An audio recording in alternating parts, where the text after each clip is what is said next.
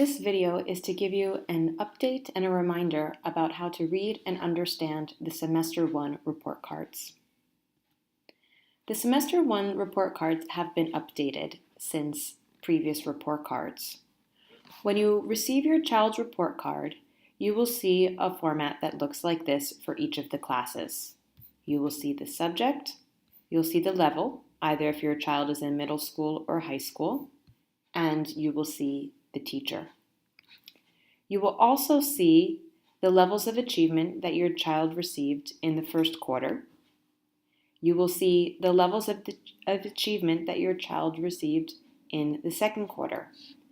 Please notice that there are different criteria that your child may have been showing their skills for. So for example, in the first quarter, they did not focus on criterion A, but in the second quarter, they did. You might also notice that there is a different level of achievement between first quarter and second quarter. This means that for the assessments that your child did in the first quarter, for example here, inquiring and designing in science, your child demonstrated a level of achievement that is represented by the number 5. Whereas in the second quarter, in the assessment for inquiring and designing, your child demonstrated a level of achievement represented by the number 6. Similarly, in the first quarter, for processing and evaluating, the level of achievement was represented by the number 8, whereas in this quarter, in a different assessment, the level of achievement is represented by the number 7. And then here we can see that in the first quarter, for this criterion of reflecting on the impacts of science, it was not one of the assessments, whereas in the second quarter, it was. You'll then see a column for the first semester. Please note that the first semester levels of achievement, they take into consideration your child's work and the learning for the whole year. So in this case, that means what they have learned and understood and demonstrated for both first and second quarters. Okay, so we'll see, for example, with criterion B, that in one quarter, their learning was at a level 5, second quarter 6, and here we can see a 6. That means that overall, even though in the first quarter your child was demonstrating a level of 5, overall your child demonstrates the level that is best described by the number 6. Similarly, for criterion C, which is processing and evaluating, the number 8 best represents where your child is at in his or her learning according to these skills as they are described in the rubric.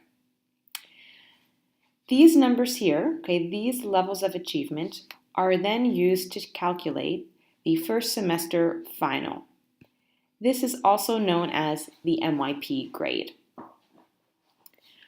To understand both your child's levels of achievement for this point in the year, as well as your child's MYP grade up to this point in the year, please use the letter that you're receiving in your email for more information. So, when you open that letter, I'll give you an example here of how to use it. Okay, you can read through this letter. When you click here, you will have more information about the levels of achievement. So, for example, if your child is in a 7th grade, you could click here. We were just looking at sciences, so you could click on sciences. And that will take you to the descriptions there. So, for example, we saw in here that the child for criterion A, let's say, is at a level 6, and so you could read these descriptions. This tells you the things that your child is able to do, and here tells you the things that your child is not quite doing yet. That's how you can use those numbers to help you better understand your child's learning. If we go back to this letter here for the semester, okay, if we're looking at these subject grades, okay, the semester grades, we can click here. This gives us a table. we saw in this example that your child was a 5 on this number scale. So when we look at a 5 on the number scale, here's a general description of what your child is able to do in science. Your child is able to produce generally high quality work, communicate secure understanding of concepts and contexts, etc., etc. Okay? These are skills that your child is not yet demonstrating, and these are skills that your child has already mastered.